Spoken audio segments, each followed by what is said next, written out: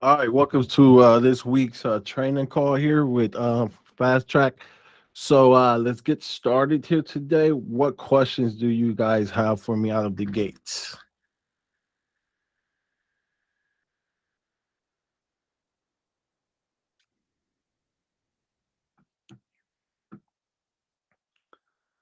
KG, you got any questions for me? Yeah, I do. So I guess my question is, when I get callbacks sometimes from some of the leads, they come in from a Georgia number, and then like I have to connect to it. And I was just curious, like, because this doesn't seem like it's coming straight to my line. I don't know if is it going through the number that I set up through Google. Like, I'm not really sure because it's Yeah, like so they what did you put in the forwarding? You got the Google Voice number. You put that Google Voice number in the forwarding option. Is that correct? right. Okay, so that's where the calls are getting forwarded to. Okay. Um, And th- do you have the Google Voice mobile app? I don't. Okay. So I need to get that. Yeah, it's free. You could download the Google Voice mobile app. And second here, did you by chance record a voicemail for that Google Voice? I did. Okay, good. Okay. And then I guess I was but also so all right, yeah, I guess that's my only question because I just thought maybe they should be like sometimes the calls will be coming back like right after Michelle had called, I think. So they're trying to like return the call. Mm-hmm. So I was wondering if like maybe the call should go to her because I know she leaves a different number. She leaves like a 404 number or something like that. Okay, so there's two options with this. Even though the call is getting forward to your Google Voice, it still shows up in the CRM as a missed call. So Uh-huh. she should be able to see that inside the conversations a missed call and be able to call that Okay. number back right away. Yeah, okay. I think she does, yeah. Okay, cool. That's all you got for me? Yeah, right off the top of my head, there was something else that I wanted to ask you, but I'll think of it in a minute. All right. Anyone else got who else? Ben, you got a question for me?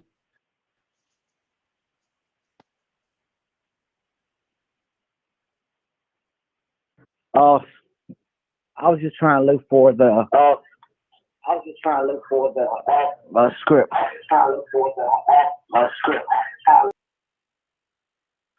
Yeah, you should. Oh, hello.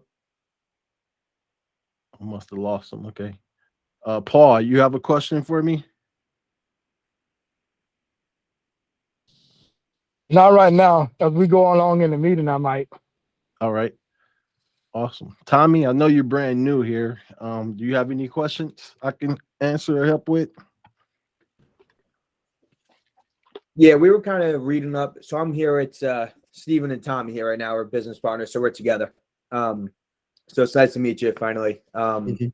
So we just had a question like what's the best state to work out of? We were kind of starting to watch some of the videos and we just different states seem like they have different restrictions and stuff. So just kind of like what's the best state to start off in?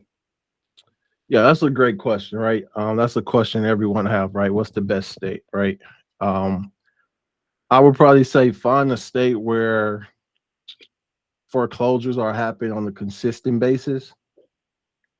So, if you go inside the resource guide, we have recommended states, but we also tell you how often there's foreclosures.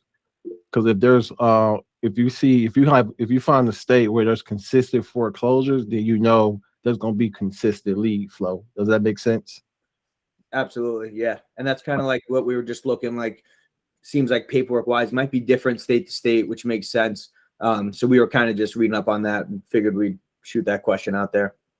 Yeah, each state is a little bit different, right? So, as far as paperwork, I probably just recommend um, seeing if you can get an attorney to look over that paperwork for you in that specific state. Got it. We appreciate it. Yep. All right. Ian, I know you're not feeling too well. You have any questions I can answer for you, sir?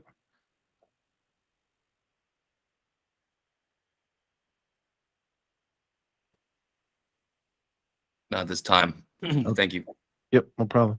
Tanya, you have any questions for me? Nope, not at this time. Okay. Um, Zurich, you got any questions for me? Hi, Charlie. How are you? Fantastic, brother. Yourself? Good. Great to see you again. You too. any, any questions for me? Not at the moment. All right. Okay. Cool. Cool. All right. Yeah, So I believe Ben was trying to say something about a script. He was asking where to find it. I think there's a message that, excuse me, popped up.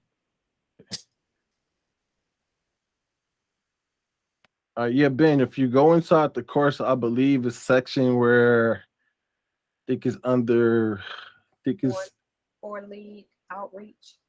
yeah. What section is that, Tanya? Do you know? I think it's section 3 or 4. Yeah, I think it's 3 or 4. Yeah, so too. It's I think it's 4. it's 4. So if you go to section 4 and click on the resource link, you'll find the script in there. And feel free to like edit it and customize it how you see fit. So, okay. Any other questions for me? Yeah, how's it going, Charlie? Who was that? I'm sorry. Barry? I'm sorry. Barry? That's Barry? Yeah. Oh, okay. Hey, how you doing? Oh, not too bad. Getting back up and going here. Are you doing anything with batching for skip tracing, or are you doing all wonky? No, I do batch. You do batch? Yeah, I do batch, do bail link. Batch with Bell-Link. Okay, I'll look into that. I've been kicking it around, and we're getting up to the point on lead flow that it's like, okay, well, we got to do something other than manually searching each one of them. So I was looking into some batch stuff. I didn't know what your thoughts were on that.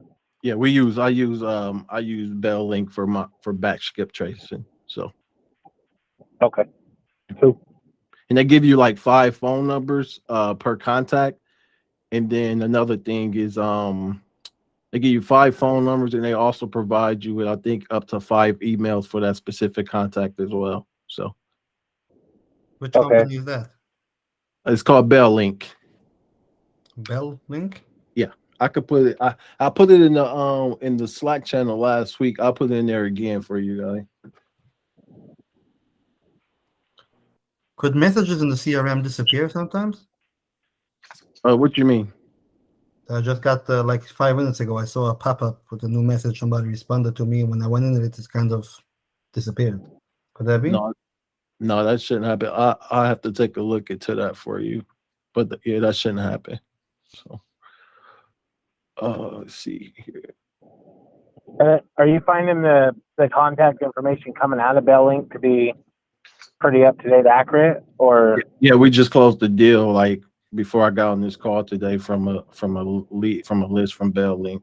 So okay, that was the other thing I was looking into, is trying to find a better source, because it seems like a lot of the skip tracing information I've been getting is either outdated or no longer existent, or also some of the leads. I don't know if it's just the customers being edgy and trying to blow the whole thing off, or if not, but we've had issues with some of the leads coming through that were generated where they're like, oh, we never even owned that property. We don't know what you're talking about, who you're talking about. I've never owned a property in that area type deal. And we're like, okay, well, thank you. yeah, that happens. That's why I call it the numbers game, right? Like you're gonna go through a lot of numbers where it may be the wrong person or the wrong number, right? So right. You just got to continue to like push through it, you know. So because even if they say like, even if they tell you that, well, I don't own that property or anything, you can still find out like, hey, do you have to know this person, or like you just ask additional questions to see if they can potentially point you in the right direction. But if they're not able to point you in the right direction, then my thought process is just move on to the next lead, or move on to the next contact that's associated with that person. So yeah, and I don't have any and we're not being deterred by it at all. I was just checking to see my due diligence if I need to, if the information we're getting skip tracing isn't good enough, and I need to get better quality information. I'll get better quality information. I just part of that diagnosis process is figuring out where the component breakdown is. Yeah, and then another thing too, if you're unable to contact someone or if it's the wrong number, if you go inside opportunities and you go inside the pipeline, there's a stage for wrong number and a stage for unable to contact. So a lot of times what I would do is if I have contacts under those different stages, I would export those out of the CRM, get them re-skip traced to a different company and try it that way. Okay. Right. It's like, cause I never throw leads away, right? Until I know either the money's not there or they tell me to stop or leave them alone, right? But my thought process is if there's money there, I want to get clarification first if it's there or not. So right. Yep. And that's something you can have your VA do. You just don't have to train them on how to do it. So okay. I'll have to get on that because we got quite a few messages coming in, stop call responses from text, stuff like that have been, I was kind of waiting until Monday. I was giving the VA a week, and then I was going to get with him on Monday and kind of go over thoughts, changes, whatever, and let him do his deal as you train him for a second, Yep. So good stuff. Who else? Someone else who just joined with us. It was me. Good evening. Hey, how you doing? You got any questions for me? I did have. I don't know what I missed. I'm sorry for being late. Oh no, I was just answering individual questions. Okay, cool. I did have a question about the virtual assistants. Mm-hmm. So I know that you're teaching them or training them a certain amount of stuff. Exactly what all can they be trained to do, and like what is their stopping point, or is that between us and them? Is that exactly how much we allow them to do, or is that based off your training alone? Good question. So I train them on the phone script, objections. I train them on the CRM and how to work the CRM, and I train them on how to fill out the paperwork. So anything additional that you want them to do, like you're more than welcome to have them do it. You just have to make sure you have like SOPs in place, like step by step, so they know what it is you want them to do, right? Okay. And then the other question to that, I know VAs are part-time. At some moment, when I worked and gradually increases, are IVAs optional to going full-time, or do we have to get another part-time one? No, if we like the one we have. Yeah, if you like the one you have and eventually you want to push them full time, then you just have to have that conversation with them. I'm quite sure they'd be open to it. So okay, awesome. And then also my VA, I think I'm due to pay them, I think the 19th or the 20th. Do I continue with the same Zelle, or is that yeah, the same information I had? Since you're keeping your VA, then what I do is I have your email, so you should be receiving an email with the next invoice. So that's how it's going to work, right? So that way you have track of like what you're paying. So that way when you file your taxes, you can write that stuff off of your taxes. Okay, awesome. Thank you. Yeah, no problem. All right. Any other questions? Paul, you got any questions for me? All right. Who's ready to role play? Oh, go ahead, Paul. Oh, not yet. Go ahead. All right. So who want to be my cold caller first, and who want to be the homeowner?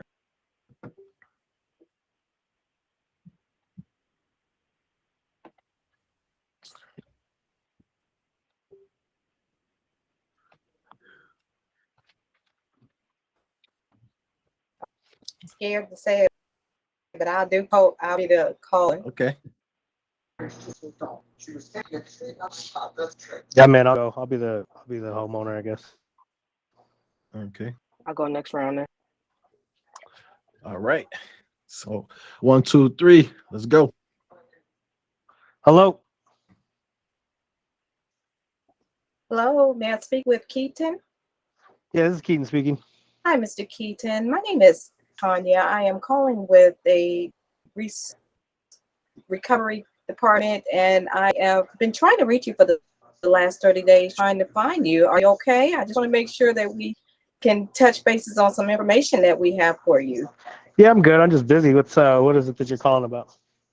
The reason I'm contacting you is because we audit public records and search for unclaimed funds held by the government agency, and that is owed to the people. So what we're doing is I've located what I believe may be funds belonging to you. You didn't by any chance used to live at 3322 Austin Drive, did you, in Decatur, Georgia? I did, actually. You did. Okay, good. Okay, our company specializes in helping people recover these unclaimed funds. It seems the local courts are quietly holding on to these funds. They're hoping someone won't tell you about it and help you jump through. We can help you jump through some legal. Wait, I messed that all up. I'm sorry, y'all. We're hoping. They're hoping someone won't tell you about it, and we're hoping that we can help you jump through the pile of legal paperwork to claim your funds. Unfortunately, most people on the hearers don't know of any of this information, and we're just hoping that we can get your claims resolved. Is that something you think you may be interested in? Yeah, maybe. Who's they? Well, we can't discuss any information until we have like a signed legal agreement, but we just believe that there are some government agencies that are holding the funds, and we just want to assist you as trying to collect your funds that's due to you. Okay, so what is it exactly that you do for me? What we would do is we would basically first get a notary to come out to your home to sign a POA, which is a power of attorney, and a contract. What that does is that authorizes us to come out and be able to file your claim with the courts. We get our team of attorneys on this to make sure that when we go to court that your claim is filed and that we have all the documentation needed in place for you so that you don't have to do this information on your own. We're doing it for you. Okay, how much money are we talking about here? The good thing about it, there's no upfront cost. We actually don't take any funds from you. You get most of your money, the majority of your money, and we take ours on the back end. Okay.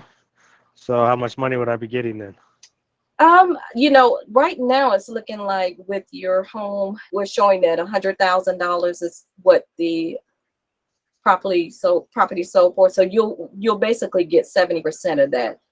And so the 30% will be dispersed among my team as well as the attorneys that assist you with helping getting your claim filed and processed through the court system.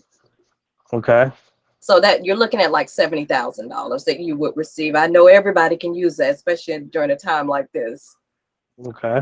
We just hate for you to have to leave that money unclaimed and, for the government to be able to hold on, because after a certain amount of time, I want to say 2 years, but after a certain amount of time, if you don't claim it, then it goes back to the government.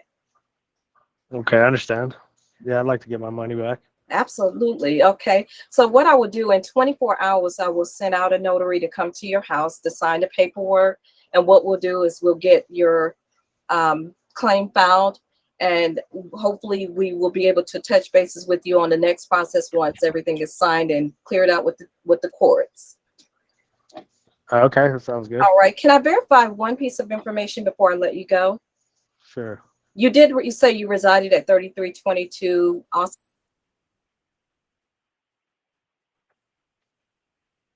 Drive. You kind of cut out, but I think I did reside there.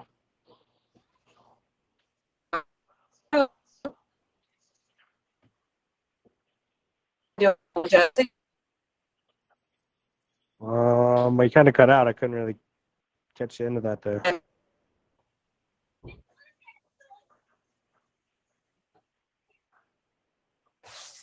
Hello? You there, Tanya?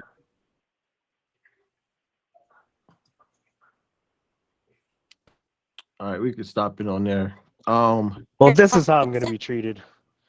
And I don't have nothing to do with it. Yeah, there goes the deal. All right, cool. So, Ken, what's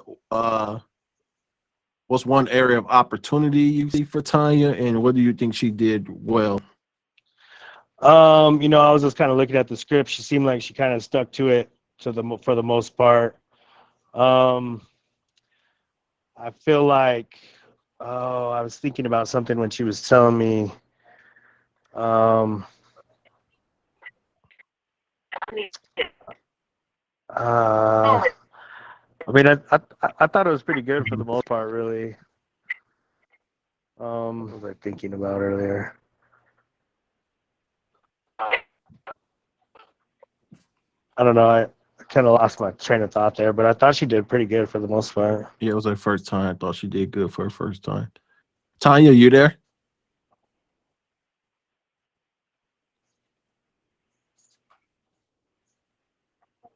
I think she's going to come back. Go ahead, Paul. Okay, she did real good. I really liked the way she picked up, and she lost her place, but she picked back up and kept going. The only thing that I noticed that she did not mention is going through the scripts and stuff. I was learning that she has to ask before she let the caller go or the client go about, has anyone reached out to him?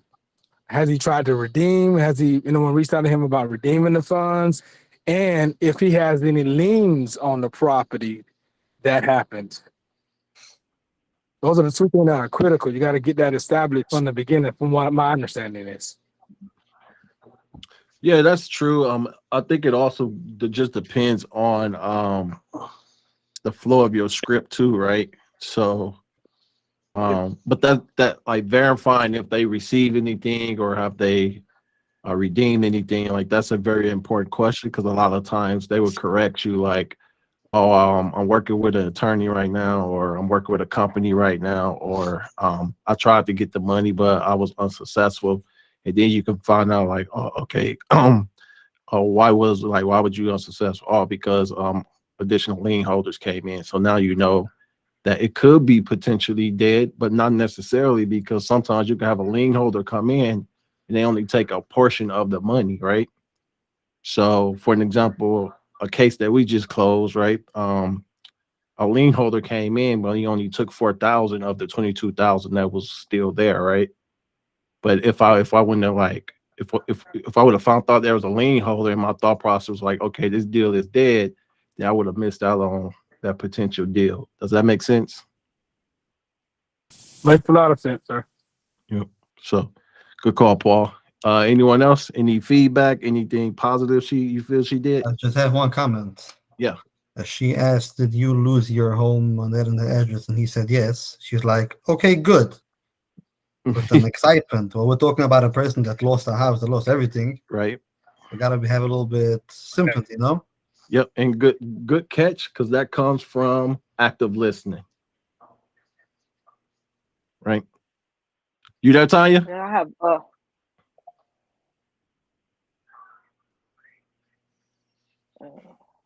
have a question. As far as stating the amount,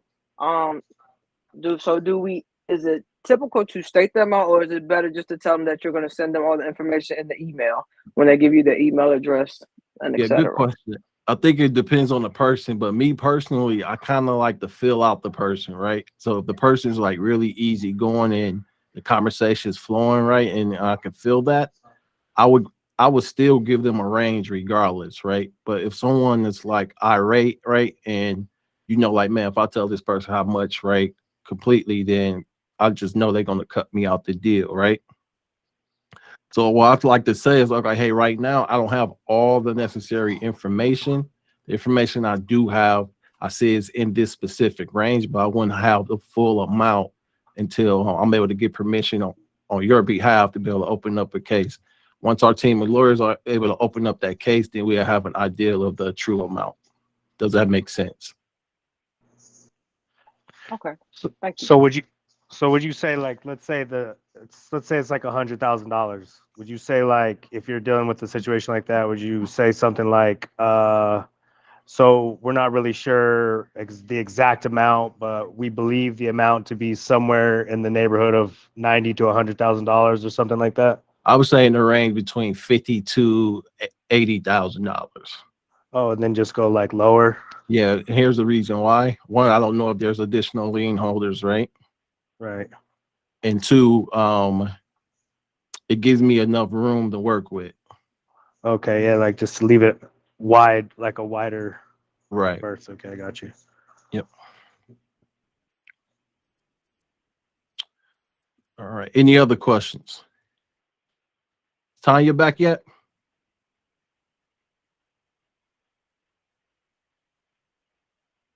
Can you hear me?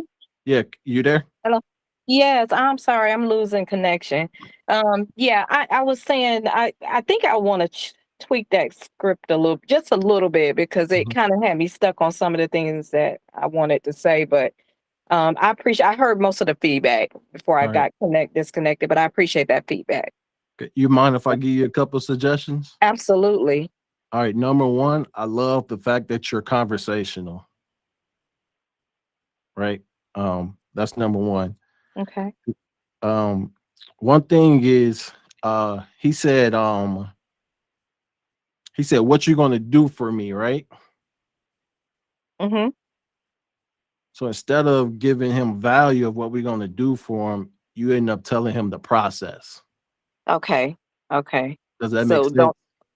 So I don't necessarily have to go into depth with what we're gonna do. Right. He want to know what you're gonna do for I him. just want to know what I'm right. Okay. Right. So then That's that's an opportunity for us to build value around our services, what we can actually do for them. Right. Okay. Okay. And then and when you communicate, you want to communicate as the fact that the legal team or the attorney is part of your organization. Okay. Versus it being separate. Does Gotcha. that make sense? Yes, it does. Okay. Okay. So here's another one. So he asked for some information. We told him what? We can't give him that information, right? Right, without a signed contract. So let's think about human psychology. Who likes someone telling them what they can't do? Well, I guess I kind of was looking at that script and it had something I want to say when I was reading it before the meeting. Let me see. So what's another way you could position that instead of saying I can't discuss that information? What's another way? Well, I could say I'll be glad to discuss that with you. But what I will tell you is that what we can do for you, you'll definitely be satisfied on the back end. We just want to make sure that we have your consent to be able to move forward with this or something like that. I don't know. Yeah, you just have to reposition it a little bit, right? So, yeah. Hey, great question, right? Regarding that information, right? Our legal team are not able to provide that information out yet until we get permission on your behalf to open up a case. Okay. Once we open up that case, then we'll be able to give you that additional information. Okay, that makes sense. But other than that, good call on your first call. So yeah. Okay.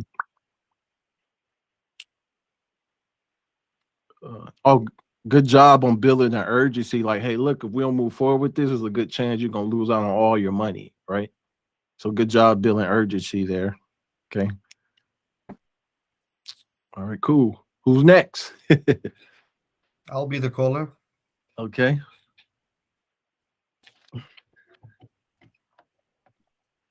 I can go as well. You're gonna be the rep? Yeah. Why not? Okay. Let's roll. All right. Awesome. 1, 2, 3. Let's go.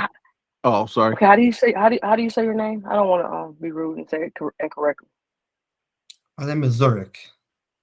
Zurich? Yeah, and I'm not so particular either. Okay, cool. Nice to meet you, Zurich. Likewise. So what am I? I'm the homeowner. Or I'm the caller.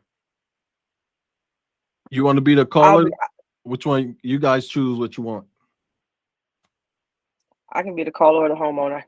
Doesn't I can go. I can do the call first if you want me to. All right. All right. So be the caller. Okay, no problem. Hello. Hi, is this Zerk? Yes. Hi, Zerk. My name is Charmaine. I'm calling from I Am Asset Recovery. I spent the last few days trying to find you. The reason I'm contacting you is because we audit public records and search for unclaimed funds held by government agencies and people that are owed money. I've located what I believe are funds belonging to you. You didn't by chance used to live at 455 Main Street in Los Angeles? I did. And you believe you found what? Some unclaimed funds that may be belonging to you. When we do audits on the public government records, we typically end up finding things that are belonging to other persons. So we try to match those people with their unclaimed property if it in fact belongs to you. So you found money that belongs to me? Possibly, yes, sir. And if I can give Give you, it to me. if I can, I absolutely would love to give it to you, sir. Our company specializes in helping people recover these funds, which seems like the local courts are quietly holding on to your funds. So they're hoping someone won't tell you about it and hoping that you won't get help to jump through that whole legal file of paperwork. So our company confused. fills in that gap so that we can help you in that way and form. I'm confused. You found money that I know about it and you don't know about it. I'm all confused. No, sir. I know about the money. So there's a range of there's money that's owed to you around about $55,000 from when you had a home. That home that you had, did you lose that home in a foreclosure or something of the Yeah. sort? Painful story, but Okay. yes. Okay, I'm sorry for your loss, sir. But in our company, what we do is we prepare and submit all the legal paperwork involving in the process of the claim. There's no upfront cost to you, so there's no risk for you. We are compensated when we get you your money back. Wouldn't you love to get your money back that's owed to you? Oh, definitely. So typically we try to get that claim filed within 24 hours. We give it our team of lawyers. We send you some paperwork so that we can get the okay from you to get the okay to open up that file, so everything is done legally. And then we put you in, we get that paperwork filled out from you, and we submit the claim, and we get the money back into your hands to its rightful owner. Okay, so Is that something that you are willing to do? Yes, go ahead and do so. Yeah. Okay, well, if you agree with me sending you some paperwork, I can just get your email address, the best contact information for you, and I can get these forms over to you.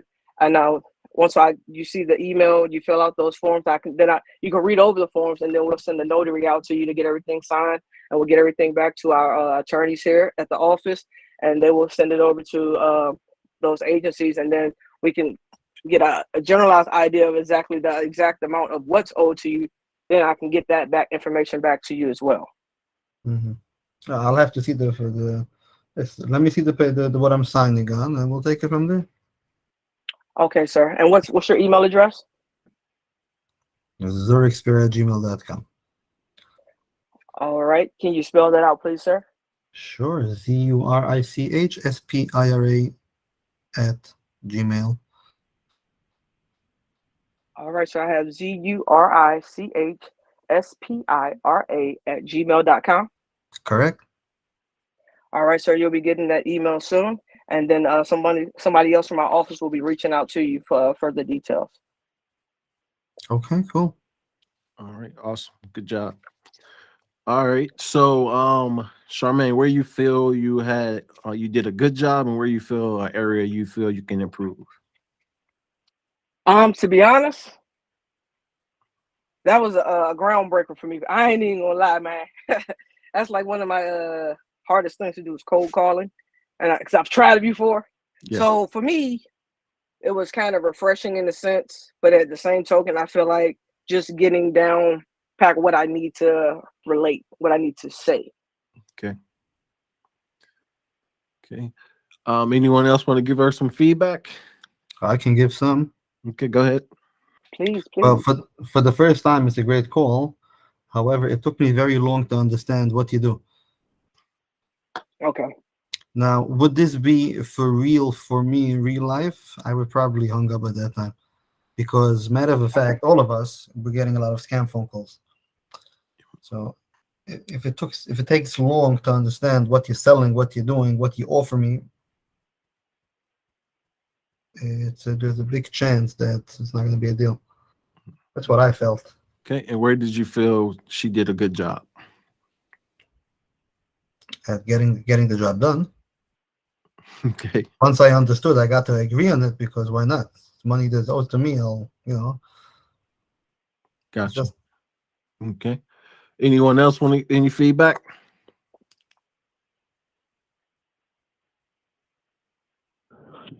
Yes. So how do we overcome that? I forgot what the homeowner's name is. Trying to, go straight to the point, make them interested in what we're offering.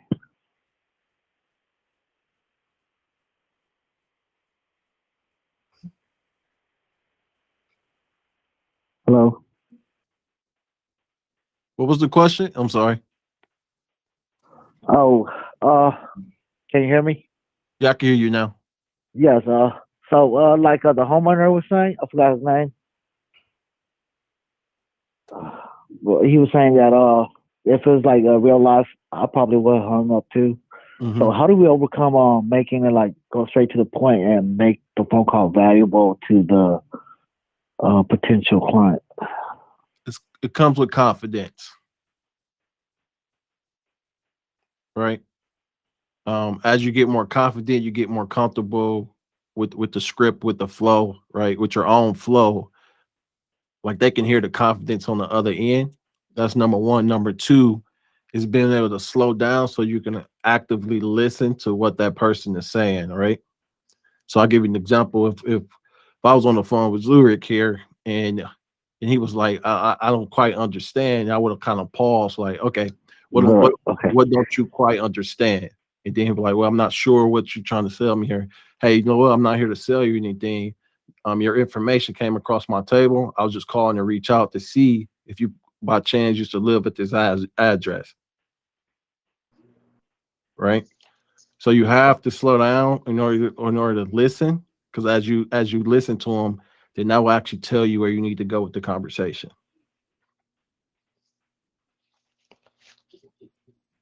Okay, makes sense. Yeah. Now, sometimes if I call someone and they super like negative or something like that, right? But I still have them on the phone, I will actually throw out there like the money like right away, right? Oh, so you don't want to hear about the 70,000 you may be owed?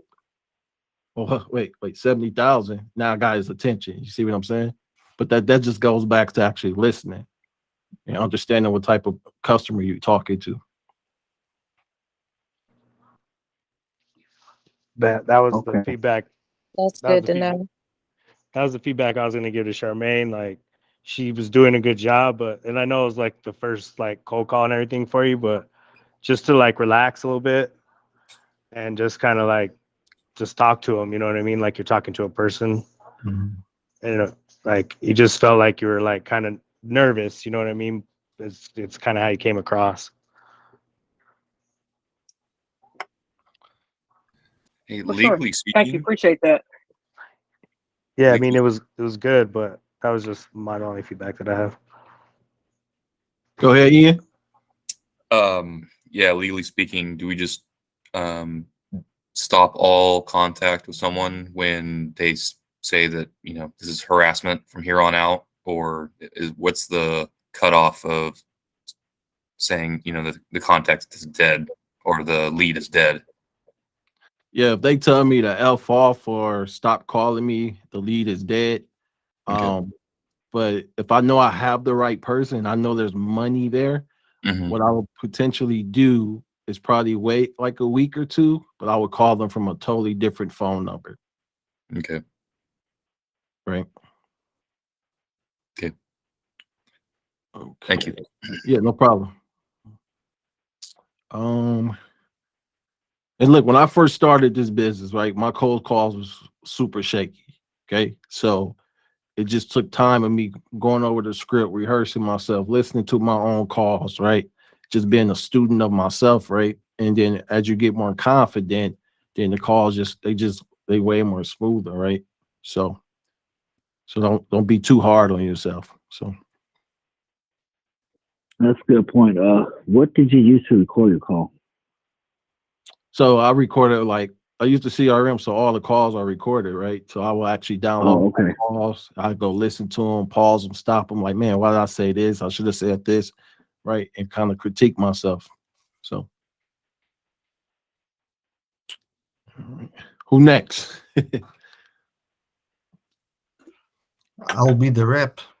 All right, you want to be the rep? Okay, Why not? Let's do it. I'll be the homeowner. Oh, that's a good one. Okay. Hello, Hi, am I speaking with Charlie? Charlie. Who? Charlie Brown? That's my cousin. How can I help you? What's this all about? I wasn't ready for this one. Okay. Could you help me get in contact with your cousin? I have some very important and good news for him. Well, what type of news you have for him? It's a money related thing for him, and it's one of his personal matters. So, All right, 1 second. Let me see if I can get him for you. Hey, Charlie, somebody on the phone for you. Hello, who's this? hi, Charlie. Hi, This is 𝐸 calling. How are you today? I'm doing great. What can I do for you? Good. I need your help for a minute. I want to ask you a question which might be painful for you, but I do have good news for you at the end. Did you, by any chance, used to live at 123 Main Street?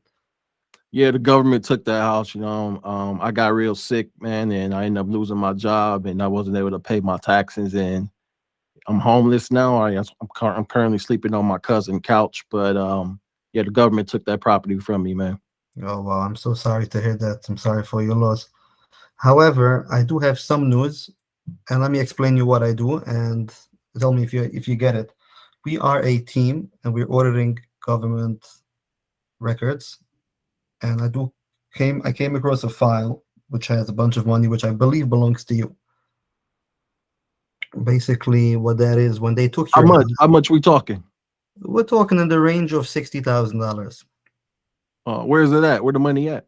which belongs. So let me explain you where the money is and what has to be done in order to get it. Basically, when they took your house, they sold it, and there was some change that they owe you, but they didn't send you. Who they sell it to, you know? I can check that out for you, but that's not really important to know right now. What is important is for you, there is a check waiting there for you. However, it is a complicated process to get it, and I do have on my team. If I keep asking you where the money's at, you're not telling me where it's at. Well, if you give me a minute, I'll explain you exactly where it is and what we need to do to get it. Okay. Not gonna take more than 60 seconds, I promise. Okay. So we do have a team of attorneys when we work with the government officials to get the money to you, and all we need is a little bit signed paperwork and an agreement between the two of us that you allow me to work on your behalf and get your money back. Man, it sounds too good to be true, man. How much I gotta pay you? Here's the good part. You pay nothing out of pocket. If we succeed, we give you your check, and we will then take off our cost. And what happens if you're not successful? Then what happens? Then nothing to you. Nothing. I will lose my part that I put up front, but nothing's gonna happen to you. So why would you go through all that work? Because I'm confident I can bring you a nice check. Okay. So how we get this started, man? How long it take me to get my check? It's gonna take you approximately 6 to 8 weeks to get it done. Once we start, in order to start, I will send down a certified public notary to your house or whatever you want. We'll get the paperwork done. We'll put it in, and around 6 to 8 weeks, you should have your check in the mail. How's that sound to you? I mean, are you sure I got money, man? Because I mean, I didn't get anything. I haven't received anything regarding this matter. You sure I got money? If I wouldn't be sure, I would not have paid my team of attorneys up front. This is going to cost me a lot of money out of my pocket, and I'm willing to do that because I want you to get your check. All right. Yeah, let's do it. I mean, I don't have nothing to lose here. So All right. So what's the best address and time to reach you? 123@gmail.com. 123 Main Street is my mailing address. Okay. I will have a public notary reach out to you tomorrow. We'll set up a meeting and we'll get it going. All right, sounds good. Thanks. Thank you for your time. No problem. How do you like that? All right, feedback, y'all. I threw the book at him. Yeah, he kept up with you too. Yeah, I like the twist of the the cousin answering first, and then it's good point. You got to make sure you're talking to the right person. Mm-hmm. And you handle that well, Zerk. The twist of what? I didn't hear. The relative. Oh, Any feedback, Paul? That was really good. I mean, I can't battle with that one. That was really good. The person came, the client came in a negative matter, and they rolled them back in, and kept their focus on what they were trying to do for them. I mean, you can't beat that. Yeah. Y'all try to throw in a lot of objections just so you guys can see them all, right? So, okay. Anyone? let's have Any some other feedback from you, feedback? Charlie. All right. So I like the way you handled the relative. Okay. I would like for you to find out if I received anything regarding this matter. That's a very important question to find out if I received anything in the mail regarding this matter. Mm-hmm. Okay. But the way you handled the objections was really good. Now, here's one thing I will tell you. When someone asks you a question and you're not ready to fully answer that question, okay, just give them a little bit so they feel satisfied and then lead them down the path you're trying to lead them, okay? Because if someone asks you a question and you pretty much ignore their question and continue your flow, it's going to piss them off, right? And they're going to hang up on you. Did I do that to you? Yeah. Can you give an example, Charlie? Yeah, so for an example, I'm like, okay, where's the money? He's not telling me where the money, he's telling me we get to that later. But that doesn't satisfy me, right? Right. Hey, great question, right? Right now, I'm not 100% sure where the money is currently located. Right now, I just have basic information that you may have lost your home due to a foreclosure. Mm-hmm. That's a You nice see the question. difference? Yes. Thank you.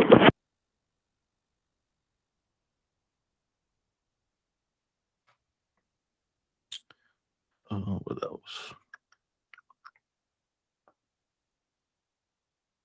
Now, sometimes a relative is they're not going to be open to giving you that person's information or even getting that person on the phone, right? Because a lot of times they feel like it's personal information, right? So another thing you can do is say, hey, that's totally fine, right? Hey, can you do me a favor? If you're able to get in touch with this individual, I'll give them my phone number and my email, right? And if they open to that, they'll say, okay, hey, awesome, okay, when be a good time I can reach back out to you, right? What's a good time frame I can reach out to you so that way you can connect me to that family member. So I kind of try to position in a way where that relative feel like they in total control, but at the same time I'm working with them, right? Because they're giving me the information I need. Does that make sense? Mm-hmm. Sounds good. Yeah. But other than that, good, man.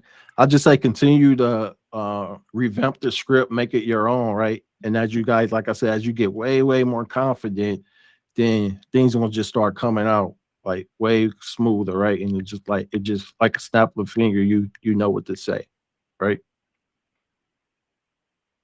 Cool. All right. Any other questions for me?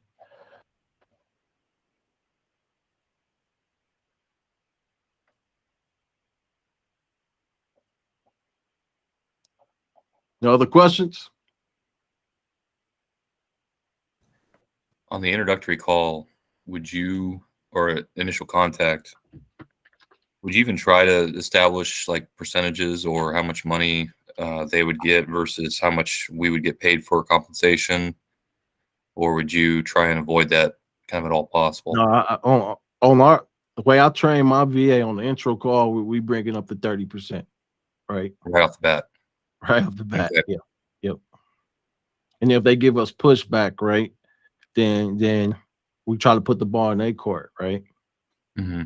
Like my VA, like today, the guy was capable of giving her pushback on the 30%.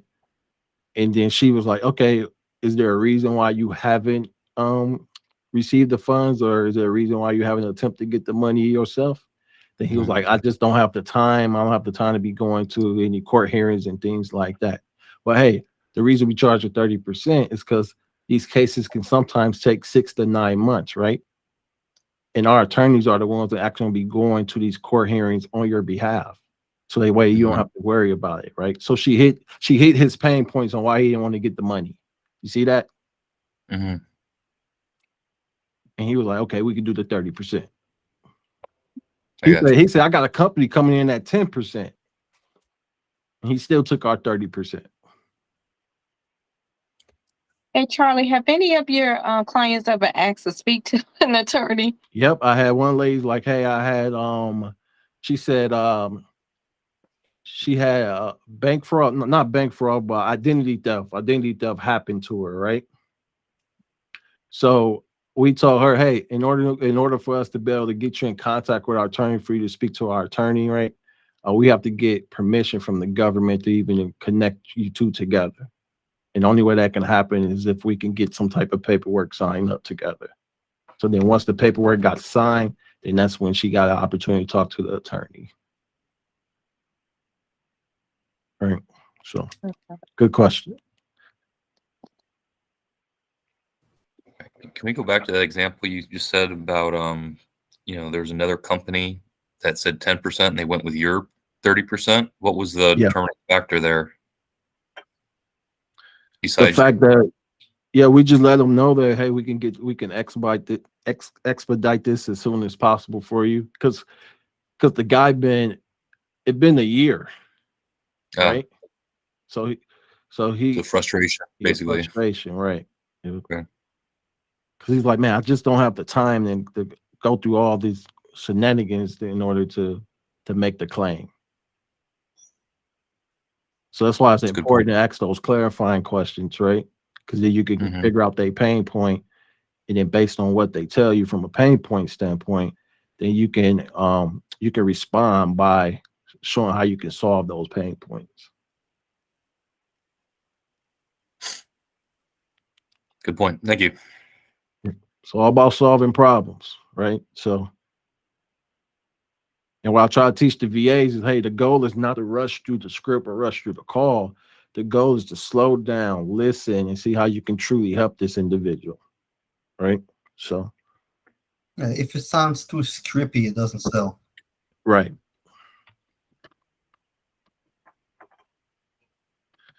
All right. Y'all want to do one more, or y'all want to call it the night? Let me know.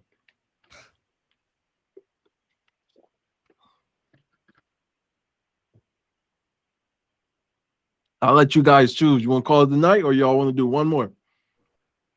Hey, I just got a quick question. So how often, or like, do you ever really get to a point where you have attorney fees and don't end up recouping, the recovery money? Me personally, I haven't seen that happen, because I personally, before I send any paperwork over to my attorney, I verify and make sure the funds are there and there's no additional links. Right. Okay, cool. But there's two ways you can do this, right? So when you get your list, before it gets skip traced, you can either decide, hey, I'm gonna verify the funds first before I call, or you can say, forget it, I'm just gonna call. If I get a yes, then that's when I'm gonna verify the funds. Right. Absolutely. Okay. And then another question. So you get them, signed through all the paperwork, and you're at that stage of this. basically what's next and like how long does it take for the checks to get sent essentially? Yeah, a lot of that is based on the complexity of the case and also how fast the county is moving, right? Sometimes the county is fast, sometimes the county take forever, right? Like I said, I had a case that we closed in November and we didn't actually get paid out until May, right? So okay, cool. it just varies, right? But in a case like that, what I try to do is reach out to the client at least once a week, just letting them know, like, hey, we sent everything over. We just waiting to hear back, right? Just keeping them in the loop, right? Right. And then does it also vary on like when the money, you know, gets sent in terms of is that sent to you and then you paying them or sent to them and then they're paying you? Yeah. So if you have an attorney, the county will send the check to your attorney, and then your attorney will cut the portion to you and cut a portion to the claimant, right? Cool. But if you don't have an attorney, that's why you want to get the POA, because then on the county claim form, you can put your company mailing address, right? And then when the county send the check, they send it to your mailing address. Because you have that power of attorney, then that will allow you to actually cash that check. Okay, cool. And then just one more, I'm sorry. Would you always recommend using an attorney? It's all personal preference. There's some counties where I don't use attorney, and there's some counties I do use an attorney. Right. Okay, and that's just based off It's complexity. based on the county, because some counties are like super like tight, some counties are like loose. It just depends on the county. Right. Okay, cool. Thank you. Yeah, no problem. When you do a power of attorney, what name are you going to put on the claimant form? The claimant's name, or I'll put my company name? You put you put the claimant's information on the form, but you're going to put your company's mailing address. Got it. Because they're going to mail the check to you, but it's going to be in the claimant's name. But because you have that power of attorney, that will allow you to cash it on that claimant's behalf. Mm-hmm. Got it. All right, thank you. And that's how you get around when a county say they don't deal with third parties. That's how you get around it. Mm-hmm. Because they gonna see the claimant information on there, right? They're not gonna verify that the claimant's mailing address. You see what I'm saying? So, yeah. Does that help? Any other questions? Helped a lot.